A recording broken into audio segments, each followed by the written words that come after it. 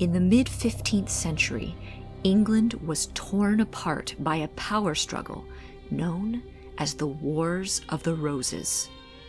Two houses, Lancaster and York, vied for the throne, leading to a series of conflicts that would change the course of history.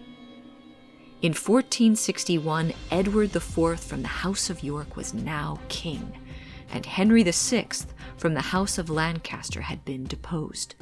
But Henry and those that supported him were still trying to get him back on the throne. The Lancasters held the mighty Bamburgh Castle, as well as Towton, Alnwick, and Dunstanburgh.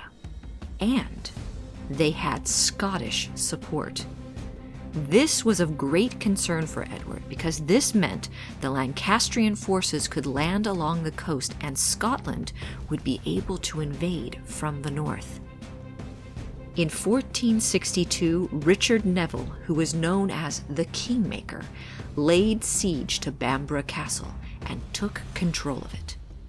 But the tides quickly turned when Margaret of Anjou, the wife of the deposed King Henry VI, landed with her son and a force of 2,000 French mercenaries near Alnwick, despite a storm that had scattered their ships.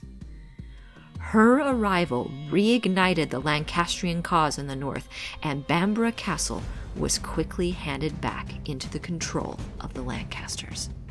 Word soon reached Margaret that Edward was on the way, and she fled to Scotland. Bamburgh Castle was left to be defended by Sir Ralph Percy and Henry Beaufort, who was the Duke of Somerset. When Yorkist forces arrived, the castle was unable to withstand a long siege, and so, in December of 1462, the castle was again in York control, and the two men who had held the castle swore allegiance to Edward.